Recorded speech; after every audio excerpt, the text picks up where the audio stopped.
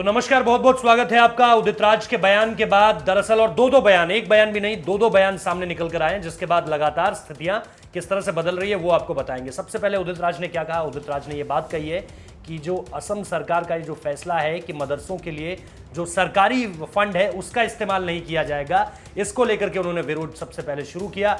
और इसको लेकर के उन्होंने ये कहा कि यूपी में भी फिर जो कुंभ कराने के लिए जो पैसा दिया जाता है उसको लेकर भी सरकार को हाथ पीछे खींच लेने चाहिए, यानी कुंभ के आयोजन में सरकारी पैसे का इस्तेमाल नहीं किया जाना चाहिए। इसके बाद उन्होंने एक और बयान दिया। उन्होंने क्या कहा कि जो योगी हैं या जो पंडित हैं ये सिर्फ क्रियाक्रम या पूजा कराने वाली जैसी चीज़ों के लिए ठीक है, इसके अलावा सरकार चलाने के लिए ठीक नहीं है। अब इसको लेकर के जवाब भी तो बुरी तरह दिए गए हैं। एक तरफ से चक्रपाणी महाराज ने कहा कि ये जो चीज़ें जो उदित राज कह रहे हैं उनको इसके अपने मायने, मतलब खुद उनको इसके मायने नहीं पता है कि वो आखिर कह क्या रहे हैं और किन चीज़ों से इसका कंपैरिजन हो रहा है।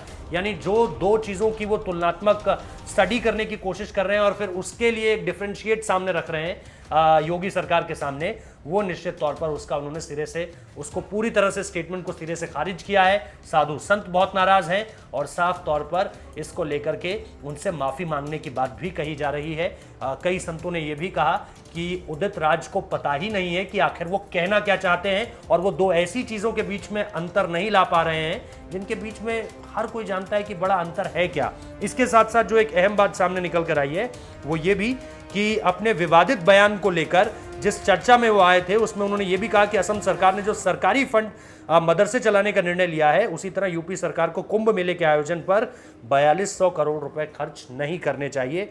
ये उनका पूरा का पूरा स्टैंड था, जिस पर लगातार अब हम देख रहे हैं कि रोष सामने निकल कर आ रहा है साधु संतों की तरफ से।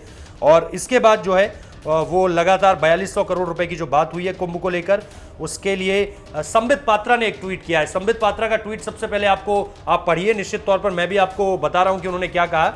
उन्होंने ये कहा है कि मित्रों, ये है गांधी परिवार की सच्चाई।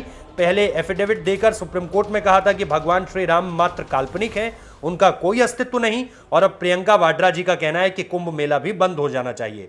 तभी तो दुनिया कहती है कि राहुल और प्रियंका सुविधावादी हिंदू है। ये तो निश्चित तौर पर हम आपको बता ही रहे हैं कि किस तरह से अगड़ों पिछड़ों की राजनीति को साधना हो तो हाथरस चले जाते हैं, हिंदू मुसलमान में बात करनी हो तो फिर बलरामपुर का एंगल दिखता नहीं है वहां पर। और इसके अलावा राजस्थान की हम बात जो आपको बता रहे थे कि पुजारी को जिंदा जला दिया जाता है, लेकिन राहुल गांधी और प्रियंका गांधी उनका पर्यटन दौरा जो है जो वो किसानों के लिए करते हैं, हम लगातार आपको बता रहे हैं कि कैसे राहुल गांधी को जो अपना पर्यटन था वो दिखाना था किसानों के साथ, तो वो चले गए ट्रैक्टर पर सोफा लगा के।